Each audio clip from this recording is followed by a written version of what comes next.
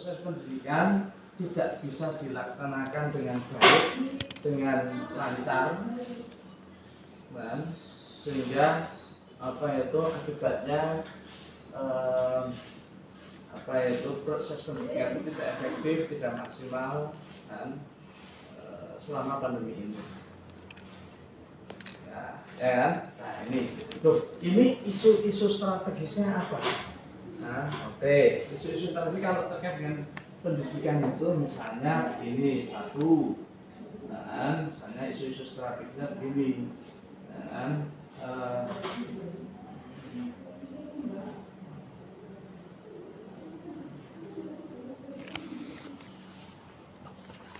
ini UNU belum siap dengan PJJ atau dosen-dosen UNU belum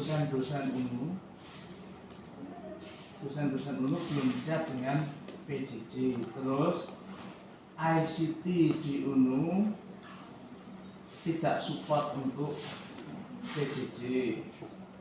Terus misalnya mahasiswa mengalami mengalami hambatan dalam PJJ, mulai dari sinyal, terus kemudian kuota, kemudian terus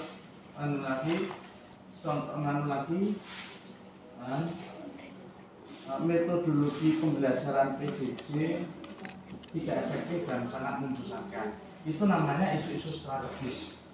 Dan kalau mau dirangkum misalnya isu strategis dan pembelajaran pandemi di UNU tidak efektif dan tidak efisien.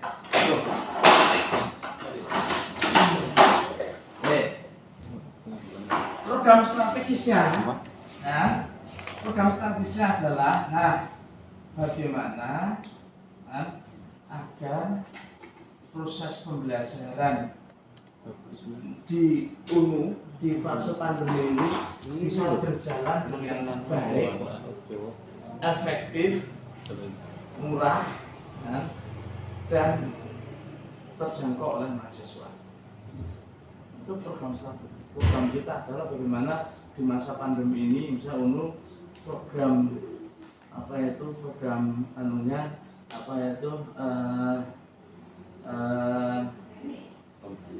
pembelajarannya efektif. Bagaimana agar proses pembelajaran di UNU efektif dan efisien, terjangkau oleh mahasiswa, baik yang daring maupun yang luring misalnya. Clear ya? Nah, kalau programnya itu tujuan strategisnya apa? Nah, tujuan strategisnya itu dikembalikan ke sini.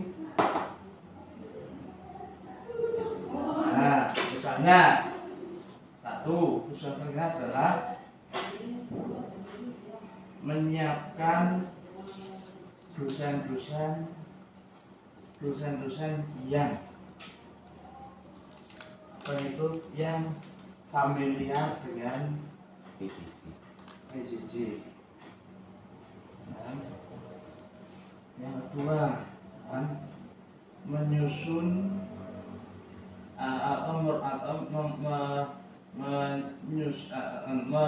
mengadakan infrastruktur ICT yang support untuk PJJ. Kemudian yang ketiga, menyusun modul pendidikan PJJ yang efektif, menyenangkan dan bisa maksimal. Kemudian yang keempat, mengembangkan model-model pendidikan yang bisa diakses oleh mahasiswa yang tidak terjangkau oleh sinyal. Clear? Itu namanya tujuan strategis. Kembalikan ke ini untuk ini. Nah, kalau sudah kegiatan, misal gini, menyiapkan dosen kegiatan apa saja agar dosen itu siap di sana. Jadi tujuan strategis itu aktivitasnya bisa 2, bisa 1, bisa 2, bisa 3. Misalnya untuk menyiapkan dosen yang siap dengan materi PJJ itu misalnya 1 pelatihan model-model platform PJJ. 2 pelatihan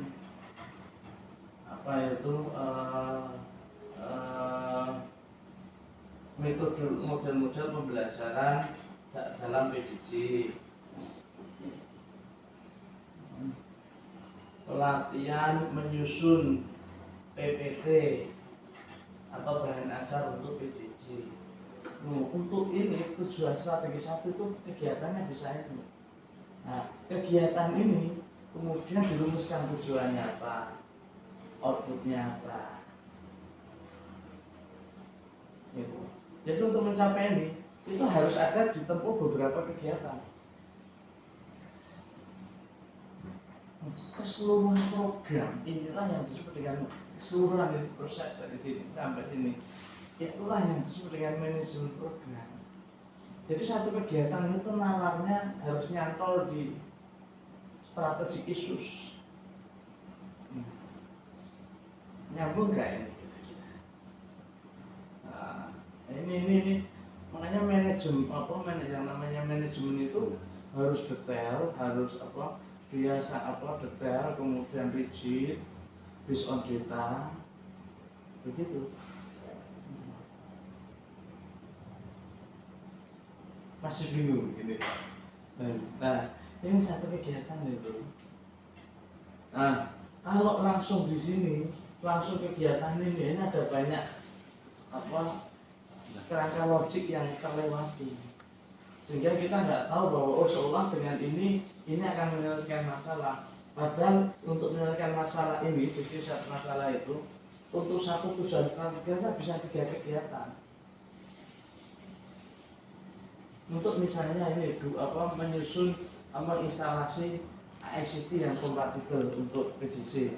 Untuk kegiatannya kalau umum misalnya melakukan kajian riset tentang berbagai dengan platform PJJ yang berhubungan untuk apa, ya, melakukan studi banding, kemudian melakukan kajian keuangan yang pas seperti apa, baru kemudian pembelian, sampai kemudian terakhir pelatihan penggunaan infrastruktur. Kan ada banyak data. Itu yang namanya manajemen program. Ini kalau mau utuh di perusahaan-perusahaan besar, organisasi besar pasti nalarnya seperti ini. Jadi untuk misalnya ini itu nanti ada bisa 15 sampai 20 kegiatan. Jadi ini masalah, ada pandemi berdampak pada proses pembelajaran. Ini kan deskripsi masalah. Nah, banyak mengeluh, dosen mengeluh, mahasiswa mengeluh, rektorat juga ngamuk katanya gitu. Dan semuanya sepakat bahwa ada pembelajaran yang kurang efektif, gitu kan? Itu deskripsi masalah. Nah, itu masalah utamanya apa? Apa akar dari atau pertanyaan akar masalah dari pembelajaran yang tidak efektif itu. Nah, ternyata ini pandemi ini pembelajaran tidak efektif itu. Satu, akar masalahnya dosen tidak siap dengan model PJJ. Tapi apakahnya itu? Oh tidak, ICT-nya tidak support. Apakahnya itu? Oh tidak, ternyata mahasiswa juga terkendala. Apakahnya itu? Oh tidak, ada bahan-bahan yang pembelajaran model PJJ yang tidak siap. Itu kan masalahnya. Nah, terus kalau begitu, program strategisnya apa? Itu menjawab ini, program strategis itu ini, kembalikan ke sini.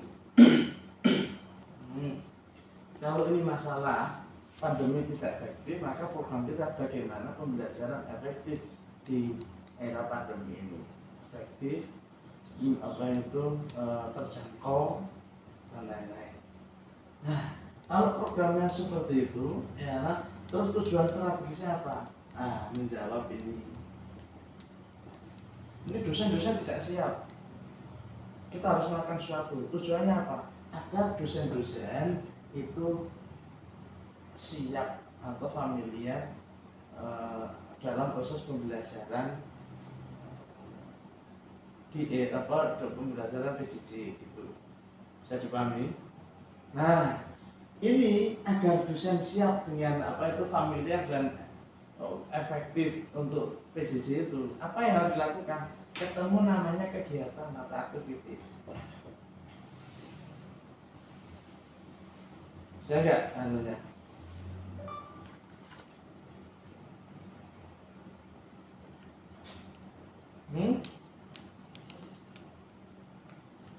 Berarti secara tidak langsung itu juga nanti masuk kepada metode penelitiannya ya? Gimana? Metode gimana? Metode penelitian. Anggaplah ini kan suatu masalah. Ini kan juga sebagian untuk metode penelitian mengambil suatu keputusan setelah menemukan apa yang tadi infeksi. Tapi gini, jangan pakai istilah metode penelitian, nanti kacau lagi. Dan seperti misalnya gini, direfleksikan ke dirimu sendiri. Nah, kamu merasa efektif enggak terkait dengan PJJ ini selama daring ini? Efektif enggak? Kurang efektif, merasa tidak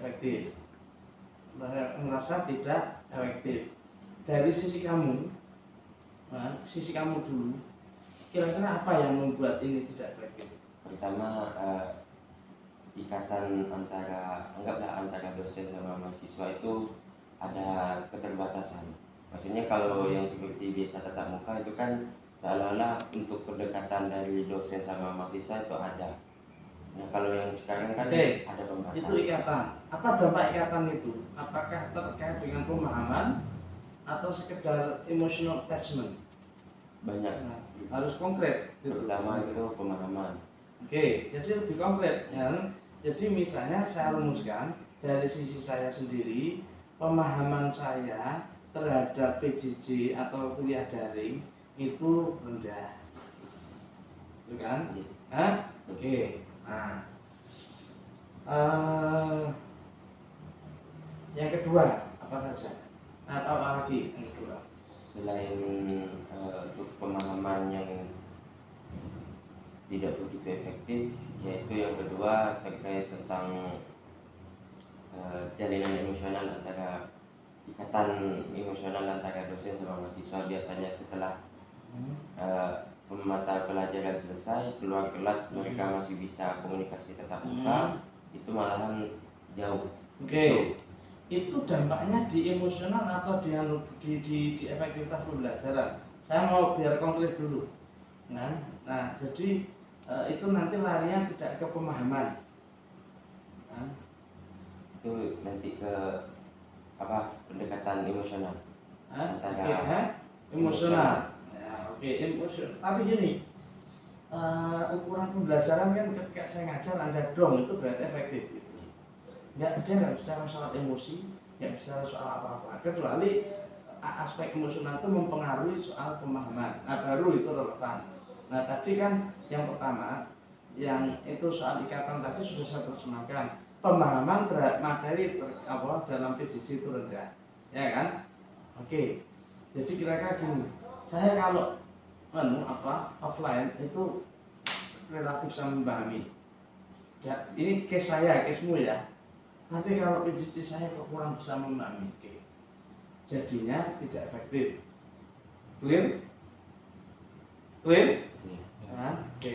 Yang apakah hanya itu? Ada lagi. Wah.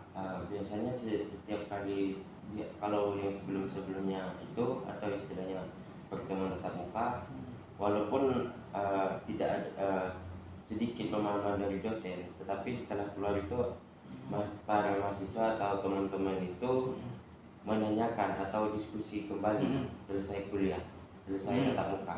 Kalau yang sekarang kan selesai kuliah wis, karena mengingat data. Karena itu ini apa hambatan untuk diskusi dengan sesama ya. Tiga, ada nggak problem kuota katanya? Kalau tatap muka? Enggak, kalau daring. Oh, ada. Ada Ada itu terutama. Ya, ada problem kuota. Ada nggak problem sinyal? Ada Pak. Alasan yang sering muncul juga. Alasan yang sering muncul. Enggak, yang kamu alami. Jadi konkret yang Anda alami, jangan yang lain. Ada, terus. Ada. Apa? Ada kalau masalah sinyal. Juga sering terjadi. Jadi begini, apa itu PJJ kontaknya saya itu tidak efektif, kurang efektif dalam proses penyampaian proses pembelajaran. Akarnya adalah satu, saya tidak terbiasa apa itu daring, sehingga tidak penangkapan saya tentang daring antara daring dengan luring itu berbeda, gitu kan? Terus yang kedua, kuota saya terbatas, sehingga karena kuota terbatas tidak semua kuliah bisa saya ikuti. Masalahnya. Dan yang ketiga, sinyal ya terbatas. Yang keempat, ruang diskusi informal hilang. Jadi PJJ tidak efektif case-nya Anda. Itu akarnya ini. Artinya bukan sebab yang tunggal. Paham? Paham ya? Nah, ini kalau yang disebut program strategis itu bagaimana agar pembelajaran itu efektif bagi saya di era daring ini, ya kan? Nah, tujuan strategisnya adalah, ini bagaimana agar saya bisa lebih efektif menangkap pelajaran selama dengan metode daring, ya. Terus bagaimana agar kuota saya terpenuhi? Catat ya. Bagaimana agar saya mendapatkan sinyal yang bagus? Terus yang ini, bagaimana agar saya bisa diskusi dengan teman-teman meskipun itu online? Paham? Ini kalau tujuan strategis itu mungkin aja bertanya bagaimana agar ini lebih paham, bagaimana agar kuota saya punya kuota, bagaimana agar sinyal saya bagus, bagaimana agar saya punya ruang diskusi online. Nah, ini namanya tujuan strategis. Nah, setiap tujuan strategis itu pertanyaan adalah bagaimana agar Anda lebih paham kalau kuliah daring. Itu yang muncul sekian aktivitas kegiatan. Misalnya, satu, saya misalnya saya akan membaca dulu materi-materi yang sebelum diajarkan. Terus yang kedua, saya akan merekam kuliah daring itu. Dua kegiatan ya. Nah, ini kuota. Bagaimana agar saya kuota? Oke, saya akan minta uang berapa lebih. Contoh, atau saya akan kerja agar punya uang untuk beli kuota. Atau saya akan cari tempat yang ada wifi-nya. Paham? Nah, terus ini oke, ini saya akan buat WA group gitu. Ini skala mikro. Nah, jadi kalau misalnya ini tadi ada 3 kegiatan, ada 2, ada 2, itu 3, 2, 1, apa itu 3, ada 8. Jadi untuk agar masalah Anda tercapai, itu Anda harus melakukan 8 kegiatan. Itu yang baru bisa menjawab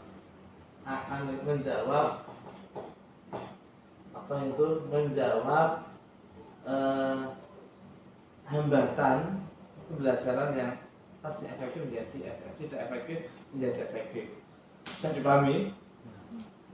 Bisa dipahami? Ya. Jadi kalau akarnya ini untuk efektif, itu kalau Anda hanya sekedar punya kuota, kurang solutif. Baca Butijo itu kurang solutif. Kenapa? Hanya menyelesaikan 25% masalah. Kalau Anda hanya cari wifi atau share yang bagus, sudah tidak solutif. Kalau Anda hanya belajar lebih efektif, mendengarkan lebih konsentrasi, juga tidak solutif. Sudah belajar gini-gini, nggak ada kuota, kan berantakan semuanya. Nah, sehingga ada sekian kegiatan yang harus dilakukan agar ini tercapai. Nah, yang disebut management program, rangkaian mendefinisikan masalah sampai merumuskan aktivitas, itulah yang disebut dengan manajemen program. Paham? Nah, contoh lagi misalnya begini. Ini bahas kader PMII UNU dan kurang militan. Apa akar dari tidak militan?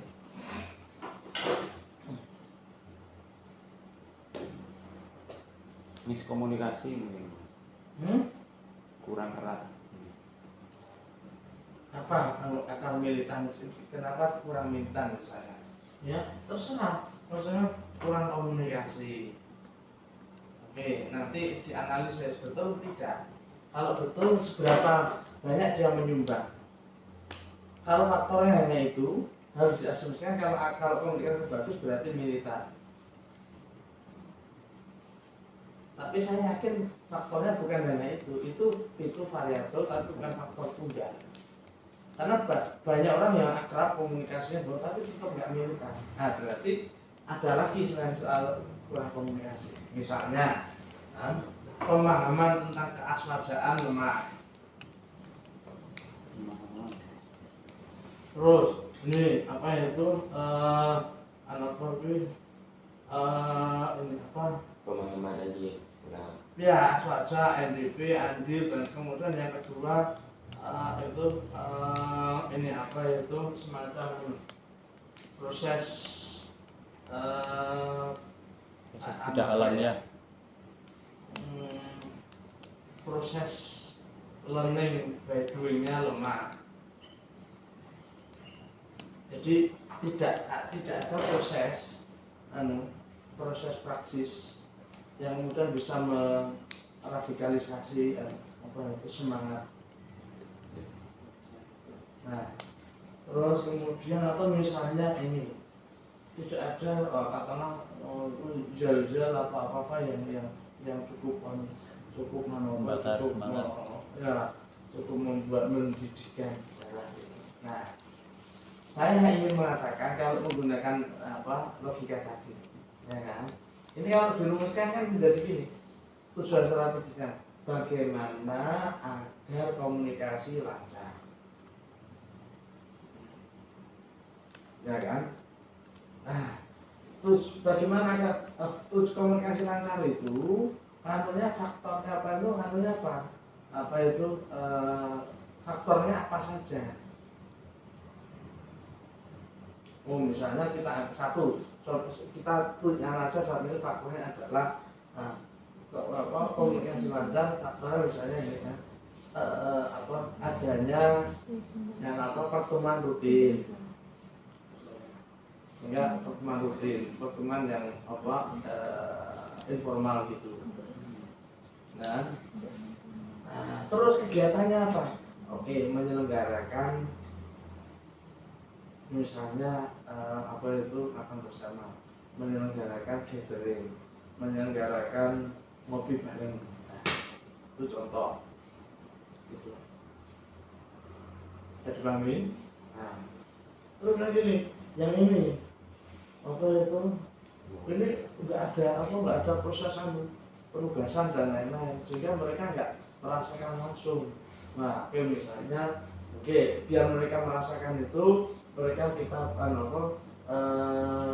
terjunkan untuk misalnya jadi panitia, kita terjunkan untuk misalnya mencari dana di mana gitu.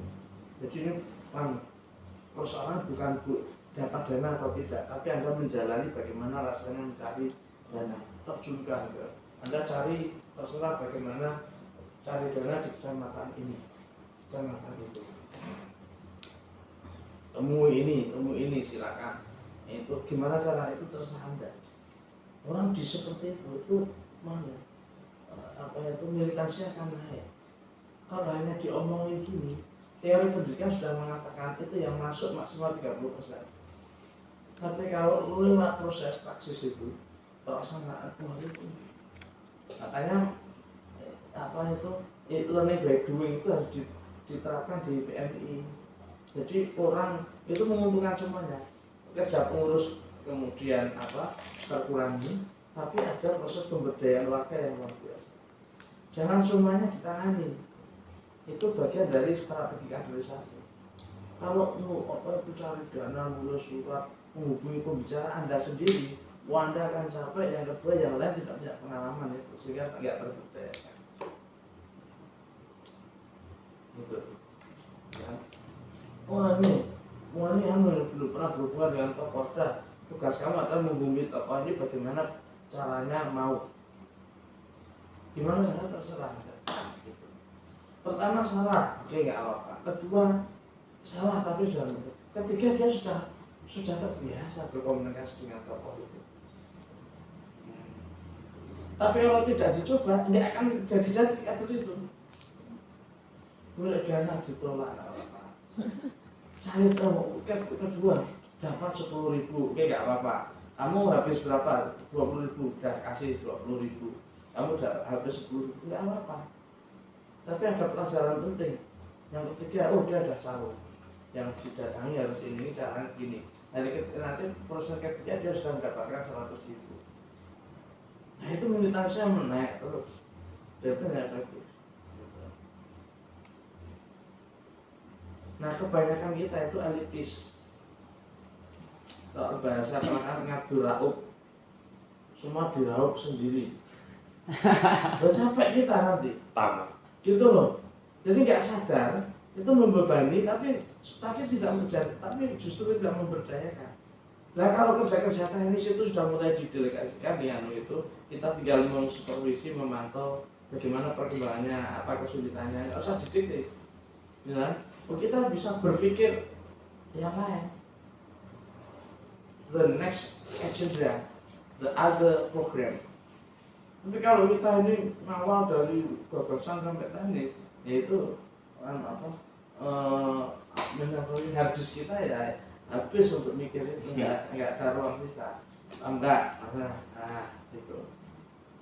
Untuk ini pelatihan keaswajaan.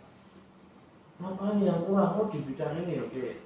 Berarti nanti diskusi tentang peta pemikiran Islam, diskusi tentang HTI misalnya. Ternyata untuk militan itu ada sekian item kegiatan. Gitu loh. Jadinya banyak sekali programnya. Nah, kalau di satu-satu bisa banyak, tapi nanti bisa sekian kegiatan bisa gabung jadi satu. Yang bisa mengkonsolidasikan beberapa tujuan tadi, sehingga bisa dirampingkan lagi. Nah, gitu. Nah, kalau bagaimana melakukan kegiatan dengan baik, itu namanya manajemen kegiatan atau bahasa perusahaan manajemen proyek. Manajemen misalnya, misalnya gini, ya nih PKD gimana manajemen? Itu bukan manajemen program, tapi manajemen kegiatan. Pengelolaan sebuah aktivitas. Kegiatannya gimana ya? Agar ini sukses bagaimana? Nah, itu sudah kegiatan. Sudah dipahami? Ya? Nah, jadi itu ini logical framework namanya, kronologis sebuah sebuah organisasi.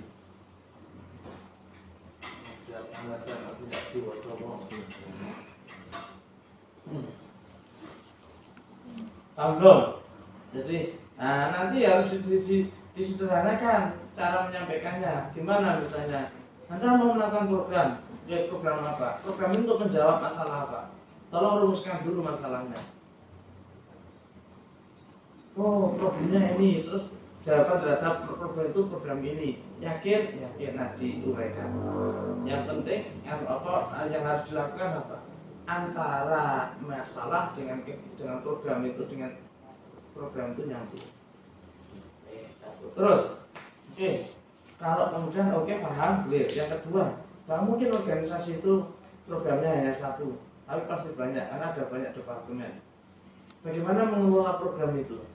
Nah, yang kemudian butuh manajemen kegiatan yang lebih misalnya ini butuh persiapan ini, kegiatan dananya seperti ini bulan ini PIC-nya ini penanggung jawabnya ini, datanya ini dan lain-lain. Nah, itu kalau itu sudah di level leader. Bagaimana kemudian setiap divisi itu bisa menjalankan programnya dengan baik. Nah, organisasi yang baik itu ya semua divisi bergerak, bukan hanya satu.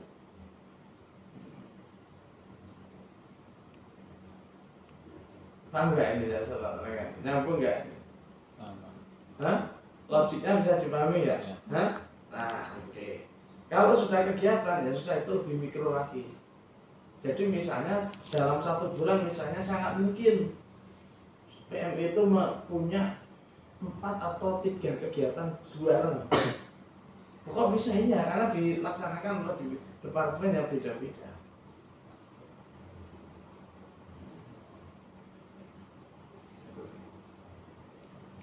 Sudah dipahami?